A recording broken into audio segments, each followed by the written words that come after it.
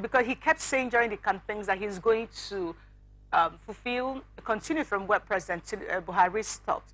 So we're like, is he going to, is a renewed hope renewing what Buhari did, or is it going to be worse? But your guess is as good as mine, because when you talk about re-engineering Nigeria to prosper all, not just the elite, one begins to wonder, from his first official speech as a president where he made an announcement or declared that subsidy has been removed, and till this very moment, we during the campaigns, I remember Peter will be saying that we will spend about 12 trillion monthly for subsidy.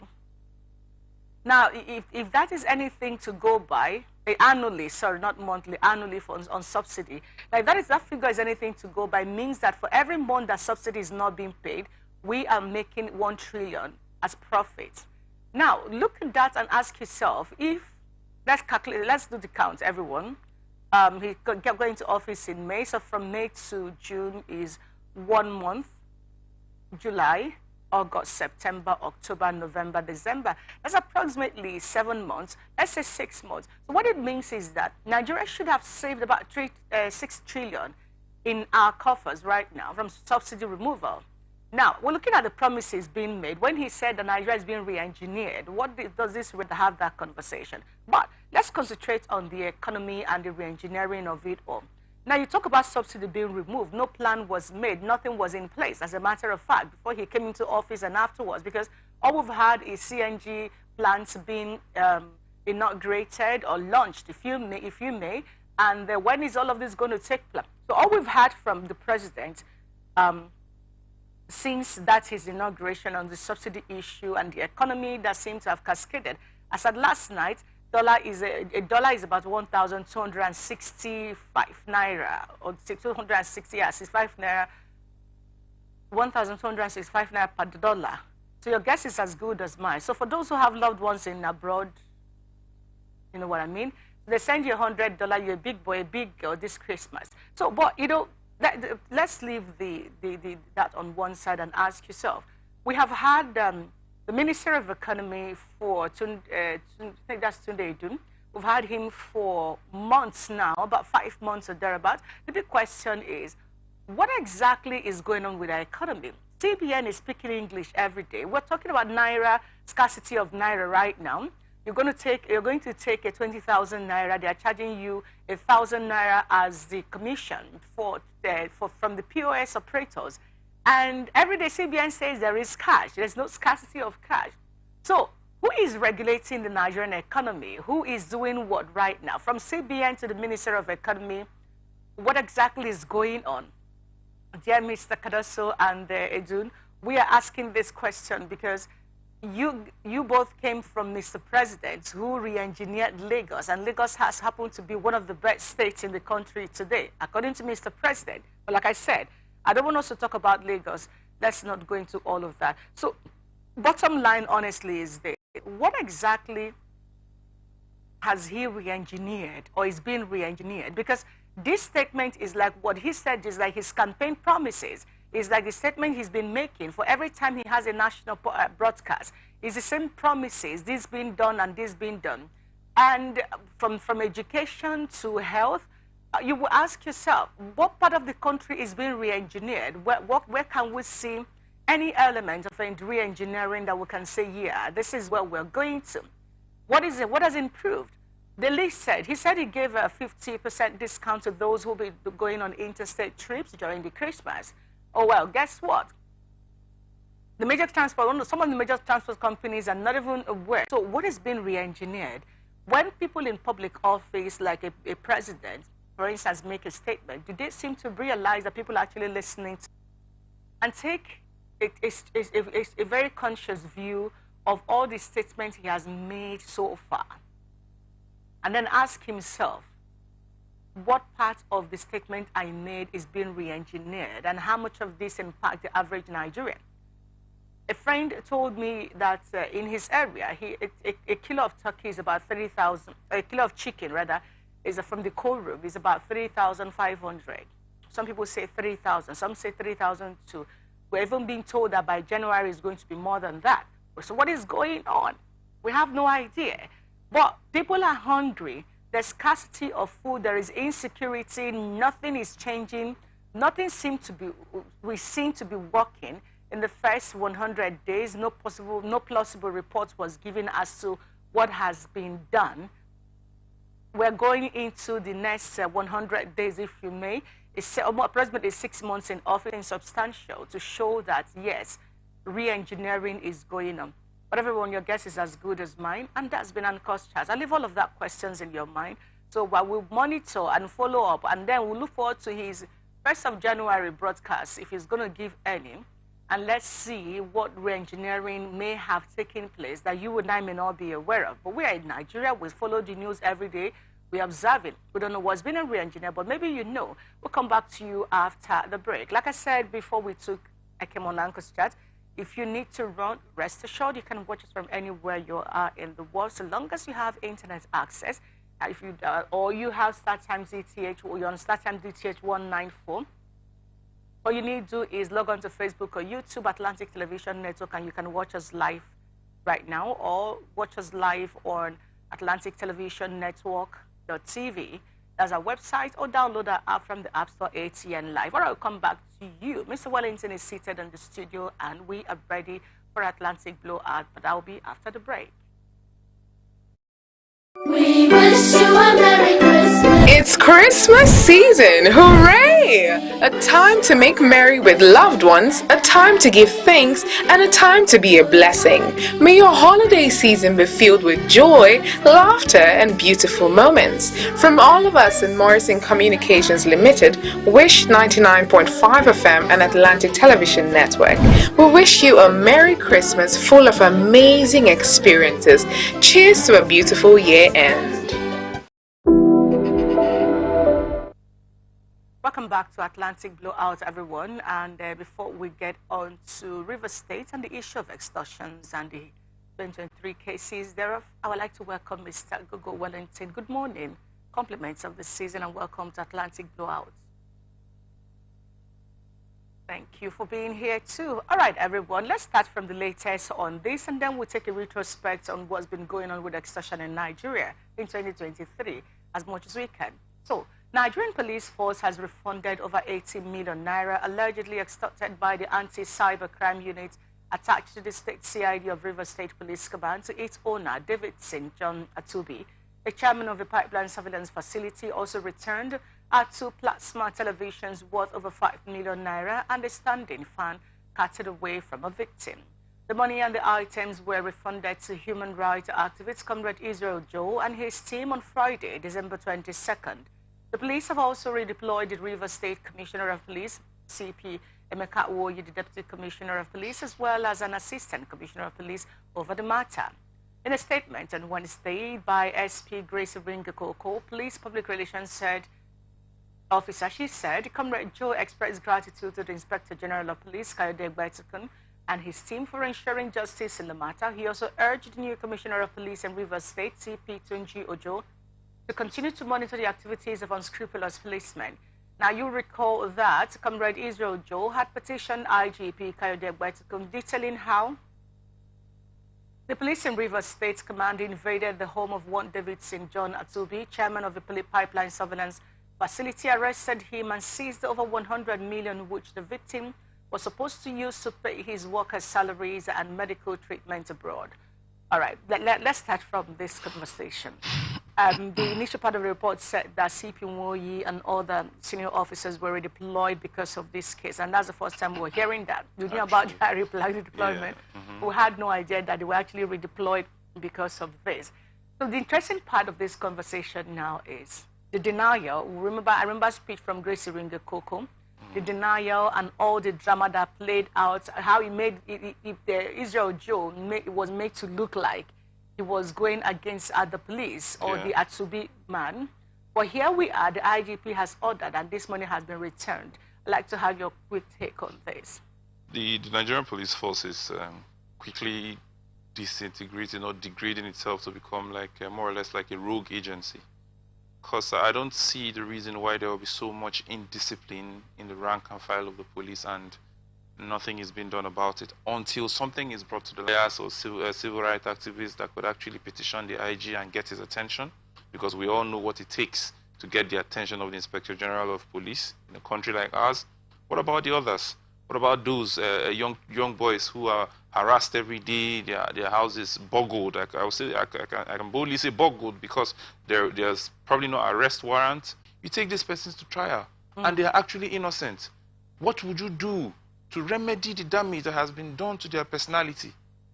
Speaking of damage that has been done to personality, you remember when the Israel Joe's, well, I wouldn't say clients, the to-be man he was fighting for, were told how he was actually sick, how they came in the middle of the night, broke through his roof, and carried out that they have this morning.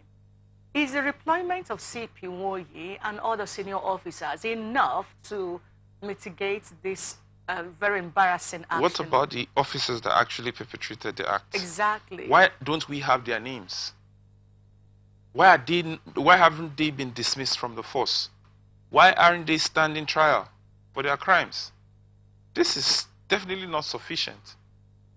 It's not sufficient, because you see that there's actually a gap that needs to be filled. The Nigerian police force lacks that transparency that it needs to operate and fight crime and criminality in Nigeria. Now, let's take a quick retrospect into police extortion cases in Nigeria in 2023.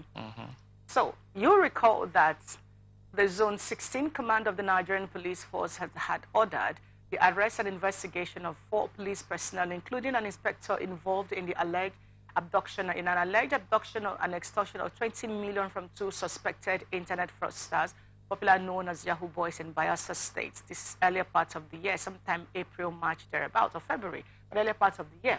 Also, 3 police officers serving in Ogun State, Ikanoba, Lucky, Paul Sunday, and Edwin Ekogu, were also dismissed for extorting the sum of 153,000 naira from a student of Lagos State University. And then, beyond that, well, the police then said that it should serve as a lesson. Their dismissal should serve as a lesson to their colleagues to stop extorting. Another report in 2023 says the Oyo State Command of the Nigerian Police Force has ordered the immediate dismissal of 2 special constabularies working with the State Command who were caught on camera demanding money from, this is like the latest one, from a Dutch female biker tourist who was touring African countries. The Oyo State Commissioner of Police, Adebola Hamzat, on Thursday ordered immediate dismissal of the 2 constabularies identified as Jimo Lukman and Karitai for extortion. Now, also, the police also vowed to sanction officers who extorted 100,000 from traveler in Enugu State. There are several of such cases. We'll just have to highlight some of these. You asked a question while we're talking about the issue in Rivers State. You said, why are their names? The guys who actually, officers actually carried out the operation. What are their names? We just heard that a Dutch biker, a female Dutch biker who was extorted in Oyo State, has been dismissed by the commissioner also. Now, the question is, this matter in the Rivers State, going back again, took place in the IG's, got to the IG's office. He has just ordered the release of the money back to the victim. Is that, like I said, is that all? You said, no, that's not sufficient. But why do you think that there seem to be sacred cows for certain crimes within the Nigerian police force? That goes to actually explain the rots within the system. You know, there's a lot that goes unsaid, especially in organizations like the Nigerian police force. Could it have been that this action was actually sanctioned by certain persons who they actually do not want to reveal? Because before it brings to mind the level of rot and decadence in the police force. These are persons that are supposed to be fighting crimes, not actually perpetrating crimes themselves. So I believe the act of cleansing should start from the police force itself. The array of issues and accusations and actually actions, questionable actions that are being carried out in the Nigerian police, it calls for a total overhauling, a reform of the Nigerian police force. I think it's overdue, because when you look at it, you see that our officers lack proper training. I want to draw a quick inference between Tunji Ojo, a young Nigerian who has no business in governance and politics, but was just appointed based on his experience, what he's doing right now in the Interior Ministry, and asking, with that in mind, asking, we have had retired police commission, IGs taking over the position of Police Service Commission chairman. We have had ministers who... But when you are fetching from a pool of rot, a pool that is already sour, so what do you think you're going to fetch from? The same persons that are used to the corrupt system. So that is what brings in the question of the lack of political will to actually correct these anomalies. The immigration passport issuance issue, right? But when the head lacks a sense of direction, and then he now employs, by way of appointing, another person that also lacks sense of direction, what do you get? Breakdown of law and order in the state. The forum have been seen as seeking audience with the two key parties in the power tussles, the incumbent Governor Fubara and his predecessor Wike. However, the latest intervention by the president in the 8-point peace deal saw the Elders Forum vehemently opposed to the set peace pact. They took further steps to institute legal action against the implementation of the set peace deal. Let's quickly touch on that. Look at the Elders Forum. The first meeting they had in Rivers State, they came out with, oh, Fubara, they literally, in fact, there was a bit of a cartoon or a joke someone made where they said, what was left for them then was to say, Fubara, kneel down so that we can flog you. Or we can flog you. That was their first outing on this Elders Forum on weekend Fubara crisis. Looks like, oh, Fubara, you did this and all of that and all of that. But suddenly, what we don't know, how many Elders Forum do you think we have in Rivers State? We probably have more than 10 right now, because I believe every political party or interest group has their own Elders Forum to actually project their own interests. But I believe the position taken by the Elders Forum on this matter is reflective of the mindset of the average Rivers person, right? Whatever while we know or remember vividly what transpired during the 2023 elections, with the violence and everything, you know, it's just like a case of two friends robbing someone else of his or her belonging, and then when it comes to time to share the loot, they start quarreling, and at the end of the day, the relationship breaks down, right? When the elections were going on and the violence was being meted out on opposition and the rest, it was all love and blues, and it was harmony between both parties, right? But now it has dawned on someone who is the governor of Rivers State that, if I'm actually going to govern this state, some things need to actually give. But apparently the predecessor wouldn't want it to be that way, because probably there maybe have been some agreements or pre-arranged decisions that he wants to see to the latter. But what is important here is that there is a state to be governed, and the Rivers people actually need that sense of dedication to the actual purpose of governance, and not the satisfaction of some person's personal interest. No. I don't even see the need for the president to even intervene in a constitutional matter. These matters are constitutional matters.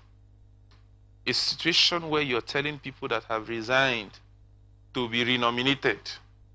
Yeah, because, but again, it's the elders who also, I remember several persons in an elder's capacity did ask Mr. President to intervene. But when he finally took the opportunity of intervention to interfere, now everyone now says he has crossed the lines. Yeah, because you respect the #1 citizen of Nigeria to uphold the constitution of the country.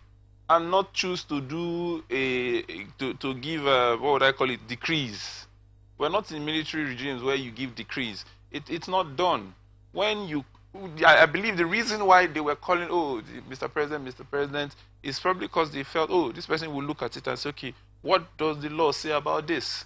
So that the Constitution will guide his action. Yeah, because he's the chief law officer, by the way. Because at the end of the day, you now jettison the entire provisions of the Constitution and decide to stick to whatever, what would I call it, conspiracy or agreement that him and his minister and his team have come up with. And then you saw what David Briggs said, the former commissioner, that it was more or less like a showdown against the governor of a state.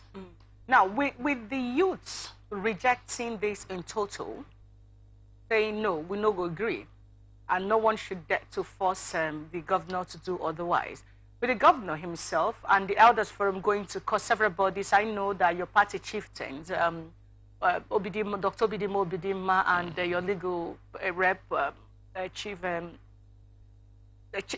C.A.J. Chinwon, they have also instituted a case in court, you know, on this, that's the Labour Party chieftains, I mean. They have also instituted a case in court. Several other persons have gone to court over this same matter, asking the president to desist from any further interference in the state. Now, if you put that at the back of your mind, the legal aspects of this, I remember the youth saying in that video, listen, we only recognize one speaker, and that's Edison Ehe, and none other. And then the governor is not going to resubmit the budgets that has been approved by the House. Now, what we find interesting is that on Christmas Day message, the governor of Rivers State did say, I don't find, he initially said he doesn't find any price too much to pay for peace. And then he goes back to say that he was talking about kind of implementing what has been said. Is he playing to the gallery? One enemy further from the state. But the issue of the governor implementing or not implementing, we're watching, right? Because the state doesn't belong to one person, right? Actions can be taken. There's something called a citizen's action. So we are watching to see if the governor would go against constitutional provisions to act a convention, because the Constitution is very, very clear. Section 109 sub 1G, clear. So it's not a matter of debate. So we're going to see if he's someone that stands by the Constitution as he should, or despises the Constitution as what the president did. Because the Rivers people have actually come out to show him immense support. So as it is, any action that proves otherwise is going to show that he's not actually worthy of the support of Rivers people. All right. Speaking of being worthy of the support of Rivers people, Rivers Elders, finally on this issue, everyone, which is the latest on it, Rivers Elders Forum, led by His Excellency, the former governor of Rivers State, Sir Rufus Ada George, has maintained that the presidential peace pact is unrealistic in its entirety, following the lingering political upsurge making rounds in the state. Now, you also recall that the Rivers Elders Forum had recently condemned the attempted impeachment of Governor Simlaye Fubara and urged the President Bola Tinubu, Ahmed Bola Tinubu, to consolidate on his earlier intervention, as the consequences of our inaction may affect Rivers State. While addressing the press, the forum maintained that the 8-point presidential peace pact signed by Governor Simlaye Fubara is politically motivated and against the interests and stability of the Rivers people. But we'll take a quick break, everyone. We'll come back to you after this. From the line across the ocean to the land beyond the mountains, through the Sahara, we bring on-spot news, live analysis, expert discussions on trending stories in politics, business, socio-economy, sports, and documentaries. So catch all the updates on the happenings around the globe. Stay focused on the fact today. Only on ATN.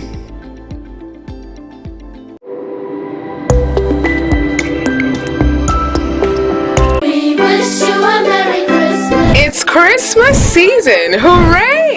A time to make merry with loved ones, a time to give thanks, and a time to be a blessing. May your holiday season be filled with joy, laughter, and beautiful moments. From all of us in Morrison Communications Limited, Wish 99.5 FM and Atlantic Television Network, we wish you a Merry Christmas full of amazing experiences. Cheers to a beautiful year end.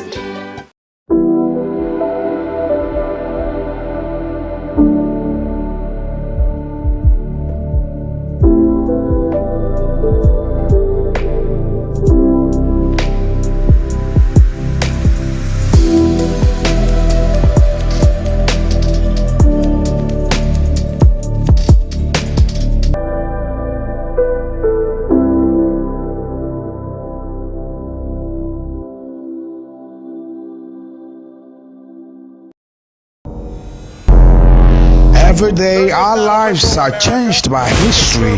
We are one people, all of us. Leaders, politics, Nobody's ambition is what the blood. I have fought very firmly.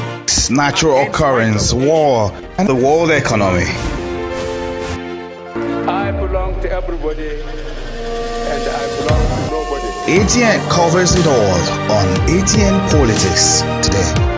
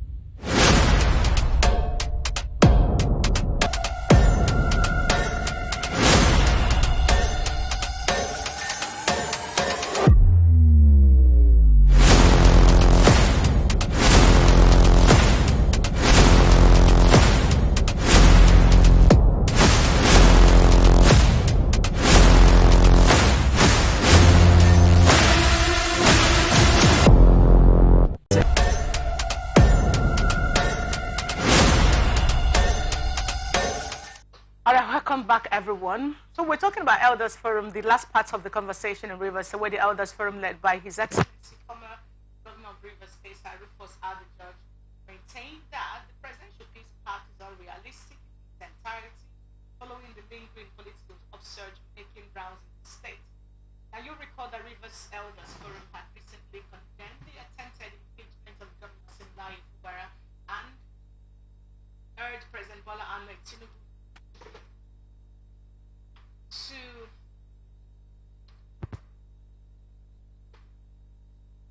to consolidate on his earlier intervention as the consequences of inaction may affect Rivers State. While addressing the press, the forum maintained that the 8-point presidential peace pact signed by Governor Simlai Fubara is politically motivated and against the interests and stability of Rivers people. The forum also maintained that such an agreement is insensitive to plight and security of the people. Now remember, that is capable of generating more chaos and anarchy in the state. They further urged Governor Simlai Fubara to ensure he leads the people of Rivers State according to the Constitution, devoid of political interests or sentiment whatsoever. Here is a report. Open letter addressed to our executive governor of our state. And the letter is, the heading is Peace in Galilee, exactly the same heading in broadcast. Seasonal greetings from the elders and leaders of thought of Rivers State.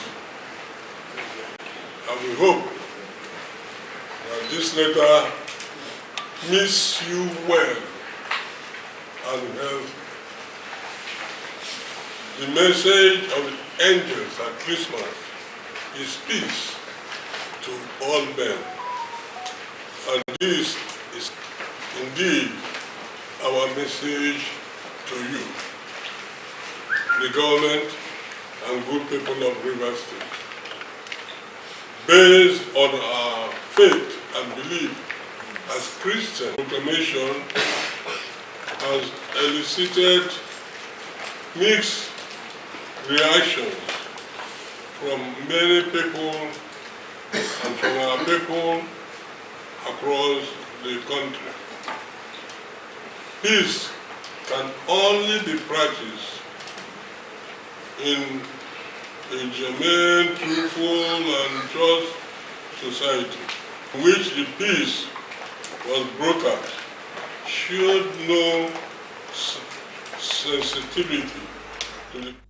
So now, declaring this unrealistic and then going to court and then ask him to retrace his step, how much of this do you think is going to make any difference? Because we're going into Ondo State after now.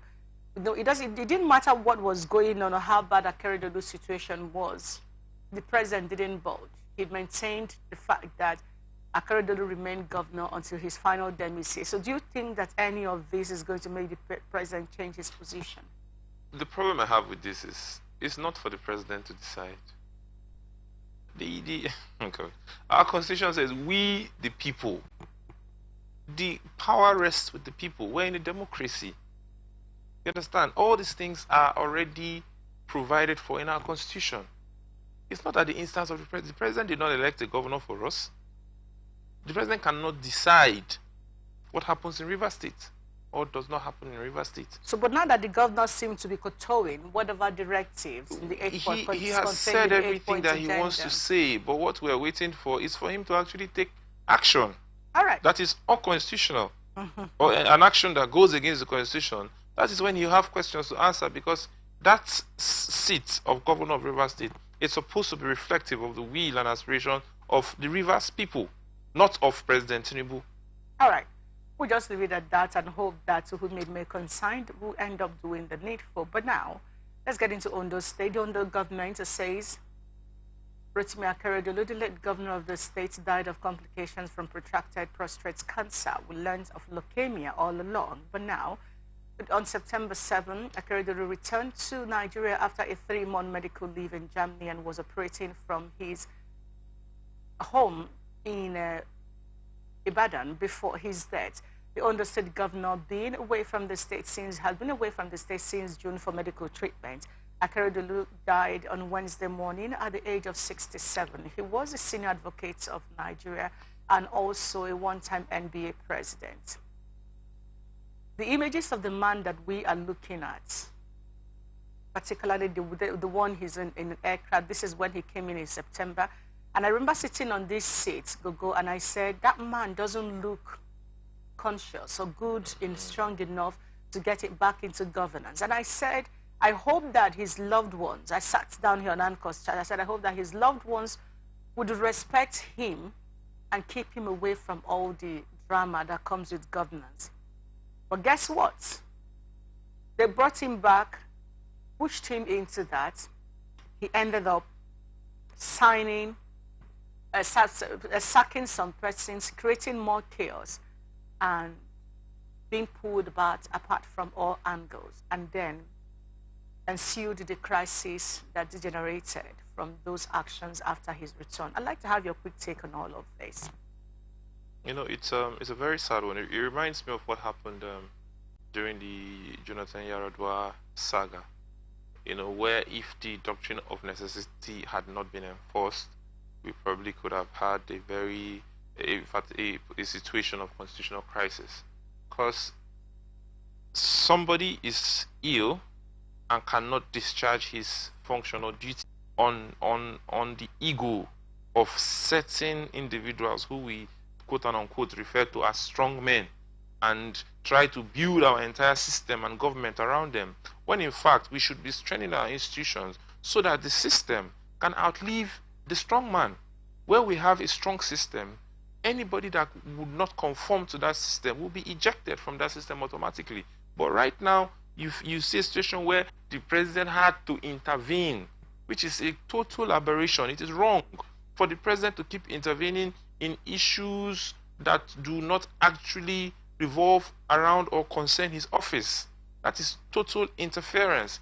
Do you think that if Akeredolu had been made to resign from office, considering the impact this had in governance in Ondo State at the point, because at the point, you remember, I don't know if you were the one on the show, we're talking about signatures being signed that were not his signature.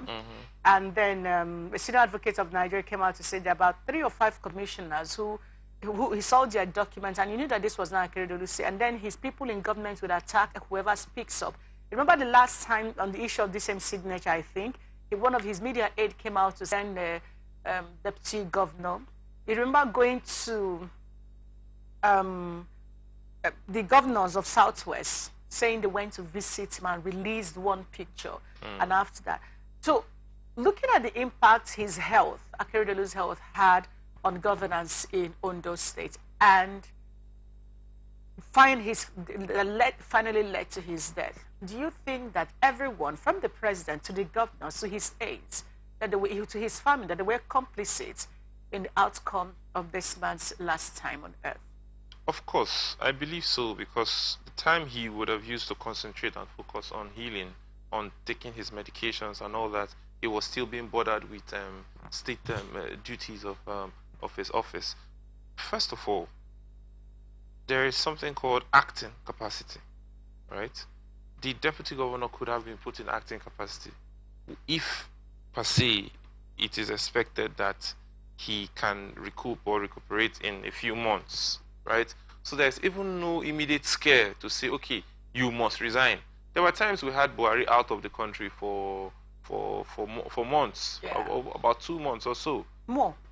His first trip it wasn't about 6 months ago. He was out for a very long time. And even on one of those occasions, they did not even pronounce Yemi Osibanjo as acting. It was on few occasions that they pronounced Yemi Osibanjo as acting. So as long as there is hope of the person recuperating, the deputy could be put in acting capacity so that the function of state can continue.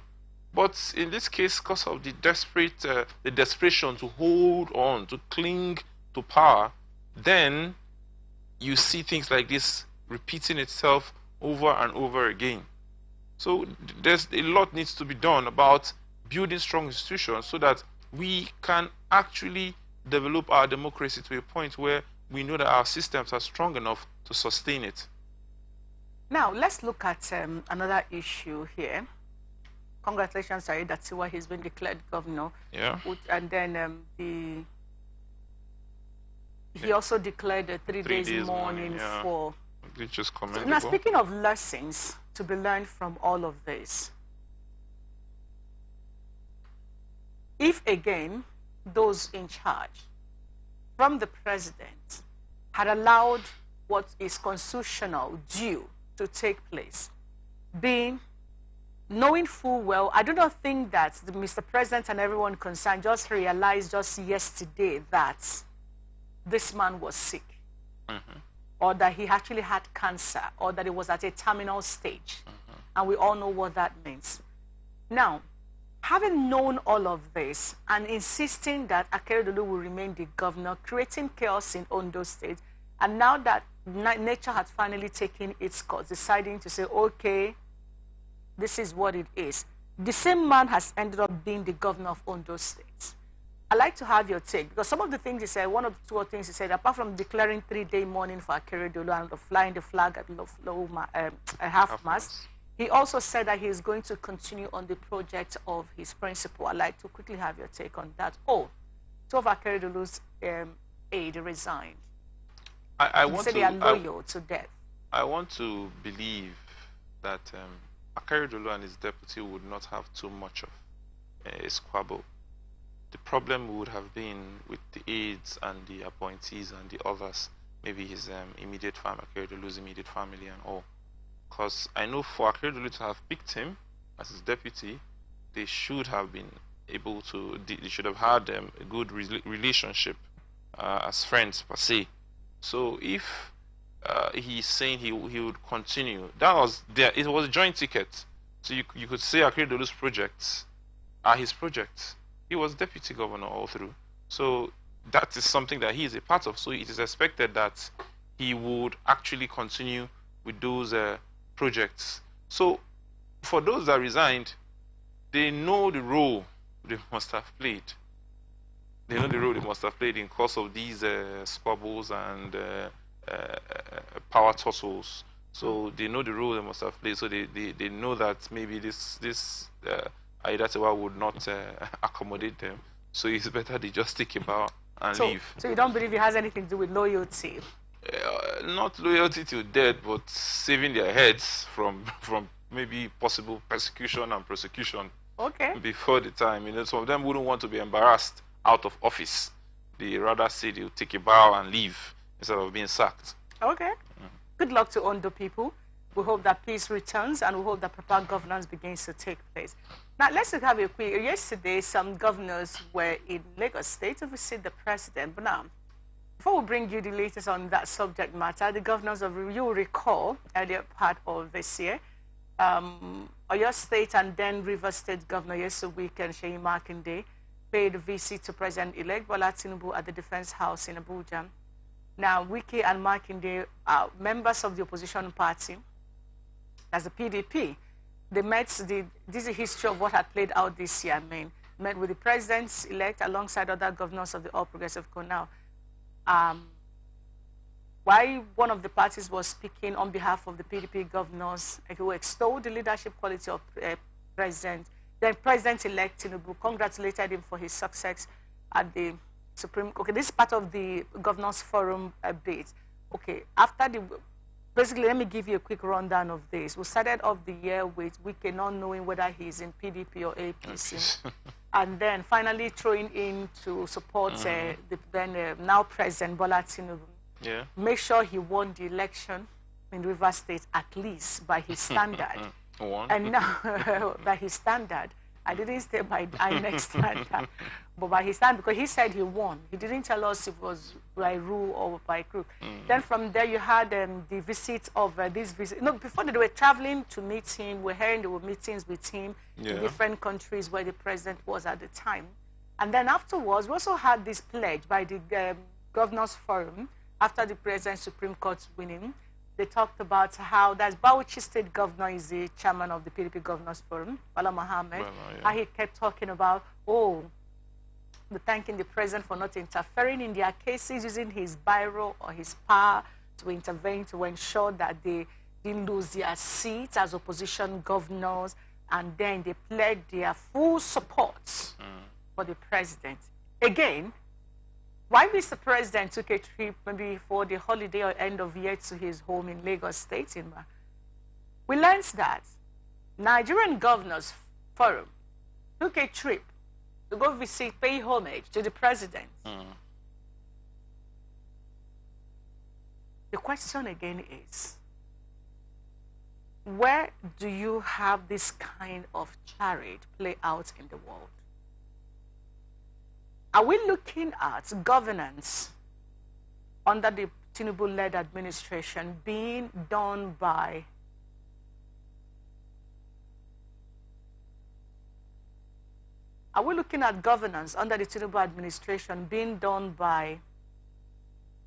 being seen and accepted by those who are loyal to the president and not to the state? What are we looking at with this level of loyalty being displayed, commitment being shown to the president? What is going on? The semblance of a cartel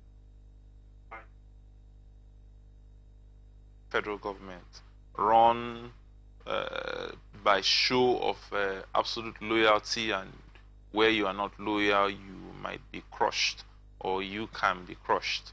So if for any reason we start seeing all these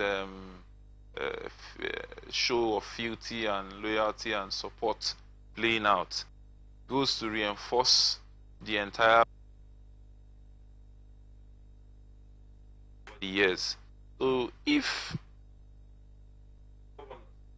from opposition parties, from the to our economy, why is there so much anger and hunger let me even in the system? Let me even quickly bring this story of homage to to the fore.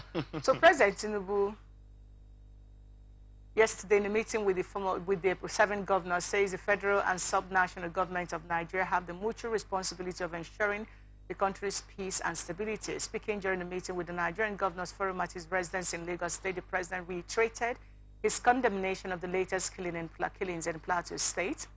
While addressing the governors, the president issued a stern directive to security agencies to halt the carnage in Plateau State and intensify the pursuit of those responsible for the recent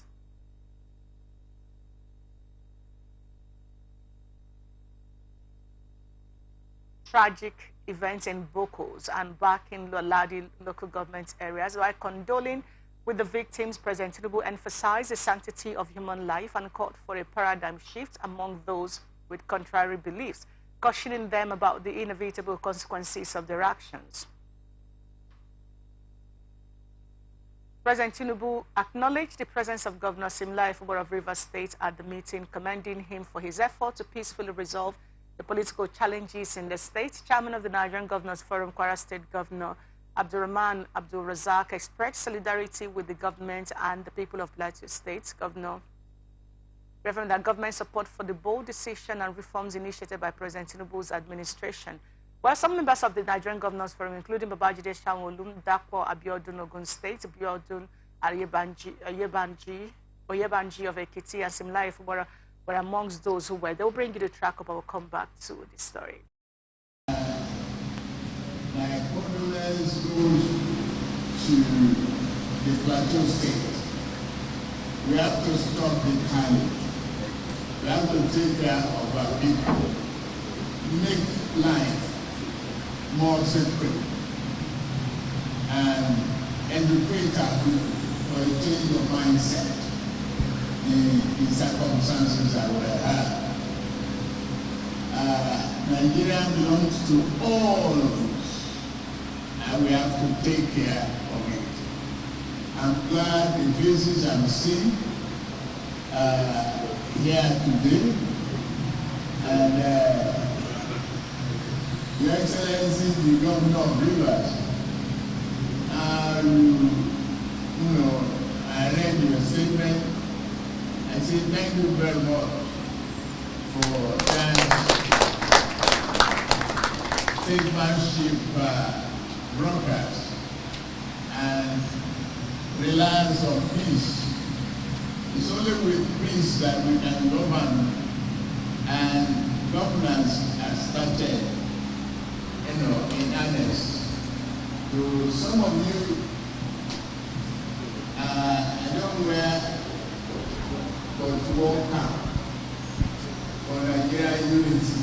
To mitigate now, but in our own interest, we embrace the energy transition for our own economic sake.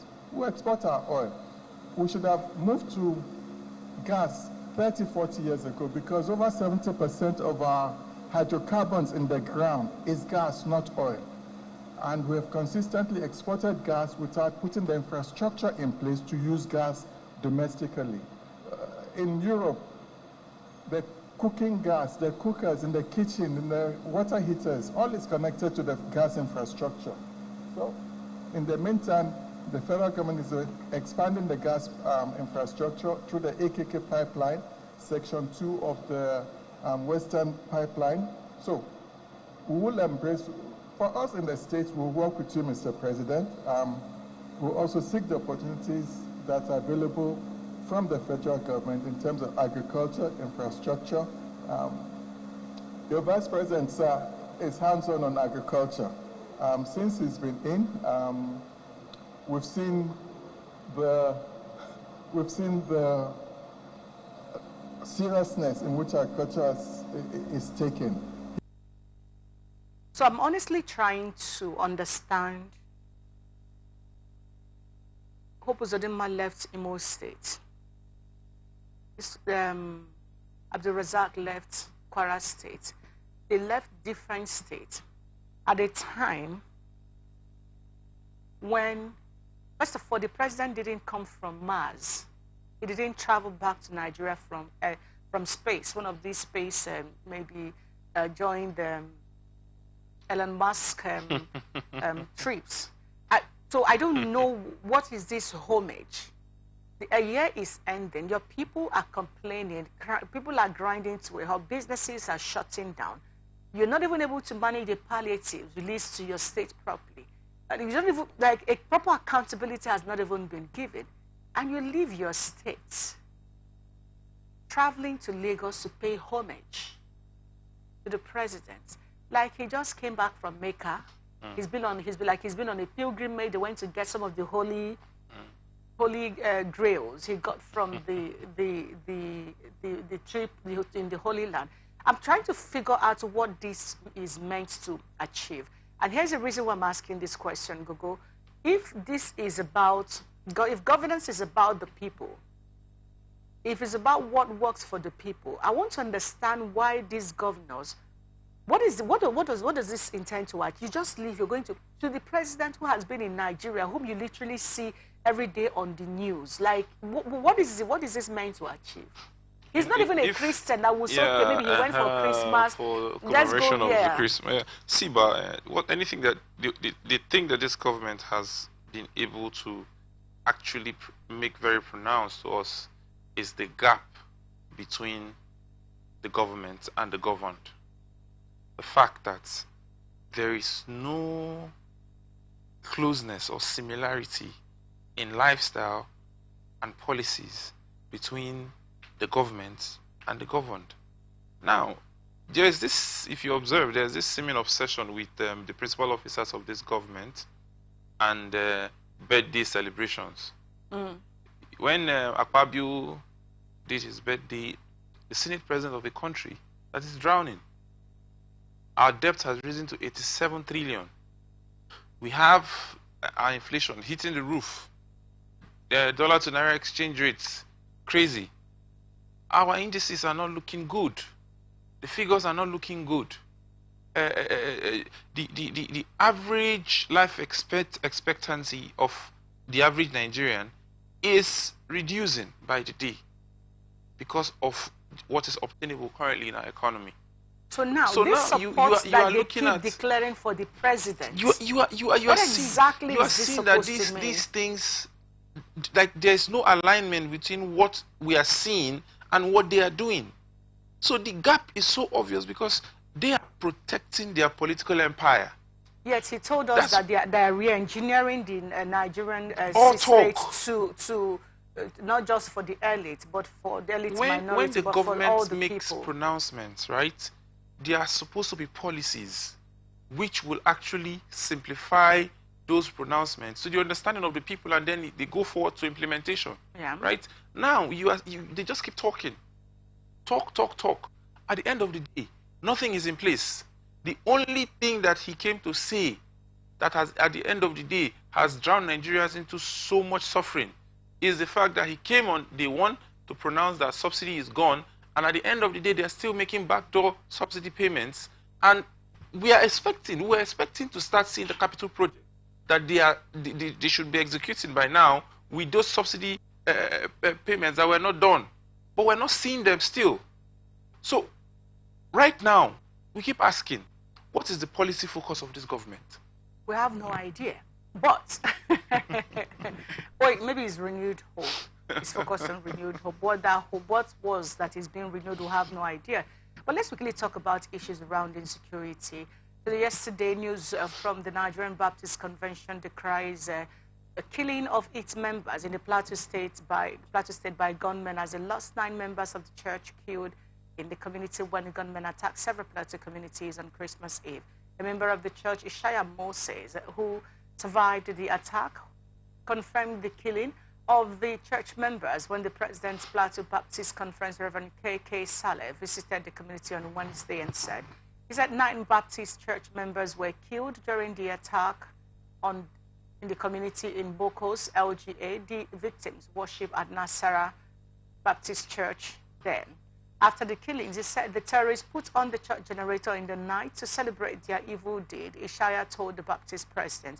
Another member, Mala Maju, who lost his wife and son in the attack, said the victims had been given a mass burial. Well, on his part, the president of the Baptist Convention said, we, the Plateau Baptist Conference, are here on behalf of the Nigerian Baptist Conference as a whole to extend our heartfelt condolences on the unfortunate incident that happened to this community. We have informed the convention president, and this incident has been broadcast, hoping the whole world will hear of it. He said, our prayer is that since we have cried out our pains to the whole world, we hope that something will be done about it. Even though we have lost a lot of people, God is still with us.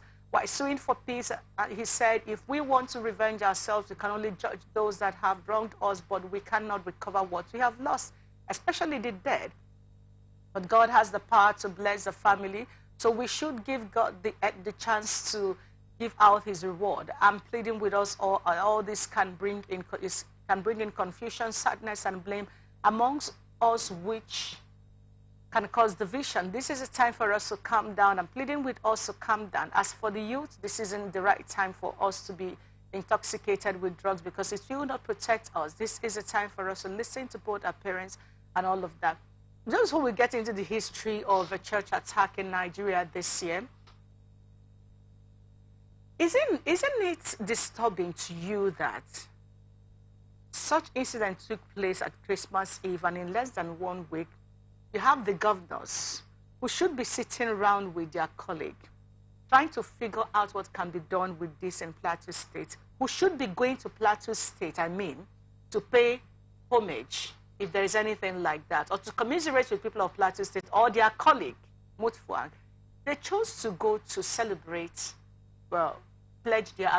Look as advising the youth not to get intoxicated or not get intoxicated with drugs and all that got to do with an apparent massacre that had just happened I heard the attack went on for almost 24 hours and nothing is huge when it comes to the scope of affairs in the Christian community, right? Why do we fold our hands and look and complain when we can act? Power rests with the people. There is something you can do to show that you are actually not happy with the government. There are suits that you can institute. There are protests that you can do. There are marches you can do to show that this thing is very serious. Not to be issuing statements every time you issue statements and nothing is done. You issue statements, nothing is done. What is statement? Now, speaking of what is being done, let's do a quick retrospect into insecurity and history of church, Christian community attacks in Nigeria just in 2023 alone. The Nigerian NGO Inter-Society says that 1,080 Christians have been killed in attacks in the first quarter of 2023 alone. In the previous militants, a pastor who was kidnapped on 8 August 2023 said over 215 Christians were abducted by the bandits in Benin Guani Forest. About 8 p.m. on Thursday, 7 September, a seminarian was killed when they attacked and set fire to the rectory of St. Raphael's Parish in Fadan Kamantan, Kaduna State. Also, Bishop Julius Kundi of Kafanchan Parish, priest father in 12 northern states. The report said whether the world acknowledges the plight of Nigerian Christians or not, the country has become a burial ground for Christians. And I remember vividly that there's been several abductions and kidnaps of priests from 2022 into 2023. And then there's been several church attacks. Remember the Southern Kaduna incident, for instance, that made everybody, a lot of persons say this is ethnic cleansing, it has nothing to do, it has nothing more to do. But if you look at 1,080 deaths alone, that is not included in the 167, that's first quarter. That's not included in other deaths and other attacks in churches, primarily in the, even in the northern part of the country. Again, I go back to ask, these people who are supposed to be governors, who seem not to know what to do with security, what is this allegiance they are pledging to the president for? Is it shield me because I have failed to protect my people? Or the church nonchalance? We saw the camp president in Asarok at Christmas Eve on the Christmas message, talking about how we should accept President Tinubu's leadership and all of what. The people, your primary constituency are being killed in their numbers. Plateau State is a majority Christian state. The communal crisis is a volatile state, as a matter of fact. A lot of persons know this. And generally, Christians are being, we'll get into Kakanu State, Plateau State quickly. Why do you think the church is unethical? An investigative report where they published the names, pictures of Christians that have been killed by terrorist groups and attacks, I think over, is it a 5 or 6, 7 year period, and the location of these attacks. And you would observe something that there's a pattern, right? There is a pattern, is a sort of, I don't know, ethnic cleansing that is going on, and it is going on so as to push people away from certain areas. For whatever reason that is being done, it is not known, but our government is more retroactive than proactive. Our people are more retroactive than active or than proactive because they only think of self, the individual, me and my family, me and my house, me and my children. There is no communal living, there's no communal thought. The shepherd and the sheep would scatter. Yeah. You said a pattern. Looking at Christendom today and the need for pastors, because it's looking like they are competing who will be the richest, yes, who will be who will have the biggest crowd, or who will be more recognized, if you may. If you look at this very sad pattern, if you may, that seems to have crept up on us as a people, and then you ask yourself, this pattern, does it have anything to do with creating opportunity to feed the sheep large, the shepherd large, and get the shepherd to be distracted from its core assignment, which is shepherding the flock?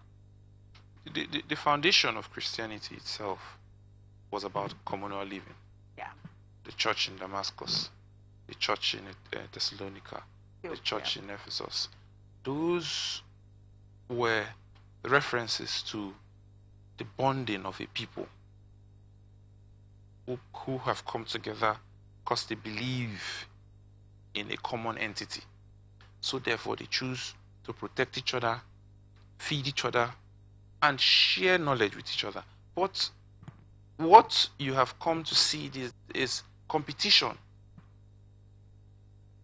Breaking out of the Protestant from the mainstream Catholic, and then further down by other Protestant arms to the Pentecostal and the rest. And now we have clear-cut competition between churches for members. They were attacked on Mayanga community in Bokos on February 5th. In March, in 2023, everyone, Musa Hiok, a reverend, and his 2 sons were killed on March 5th after an invasion of the Ganawuri community in Riyom, LG of the state. In April, several residents were killed in at least 4 communities in Mangu and Bokos, LGAs, were attacked in the early hours of April 17.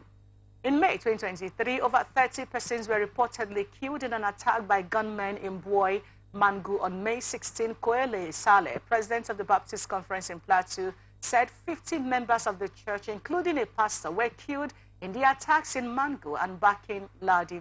In June 2023, June 11 precisely, over 20 people, including Nicodemus Kim, a reverend of the Church of Christ in Nation, were killed by gunmen. The cleric was killed in Bakin Ladi, LGA, while 20 other people were also killed in Riyom, LGA. Mutfwang said over 150 people were killed in Mangu in a space of 3 weeks in June. In July, July 8 particularly, at least 9 people were killed in the Sabongari community in Mangu, LG of Plateau State. In August 2023, in Baton and Rayogots in Haipong, Bakin Ladi, at least 21 people were killed.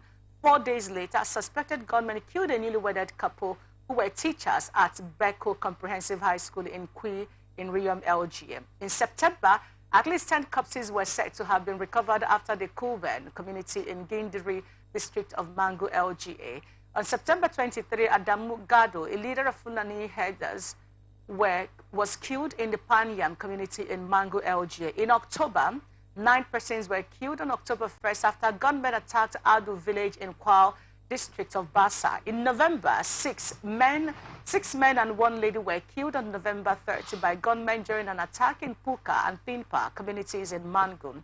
Well, the latest, I would like to bring that quickly because of time. Just Plateau State Management Committee chairman of Bokos local government area reports that 148 people have been killed. This is for December now. In the Christmas Eve attack in the council's death toll in the massacre in 3 local government areas have risen to 195. Now, detailing impacts at yesterday, the impact of the attack, he said 148 were killed in Bokos local government area, 19 in Mangu local government area, 27 in Bakin Ladi, 1,290 houses were burnt down in Bokos Council. 1 house was razed in Mangu LGA, and that of Bakin Ladi was yet to be ascertained as at press time. What are we looking at here? You would see the pattern. There's always a pattern in cases like this, meaning that there is a motive behind the killings. But what our reporters don't do, our press or journalists, if I may say, in Nigeria do not do, is that they do not investigate to get the backstory. There are several investigations on that, but I can tell you the backstory is not being aired on national TV. That's the point. That's the problem. There are private investigators, journalists. Yes. They share, if you go to their walls on Twitter, for instance, exactly. I can these tell. stories are there, but it's been killed. Yes, I can tell you for one that there are several investigations that have been done.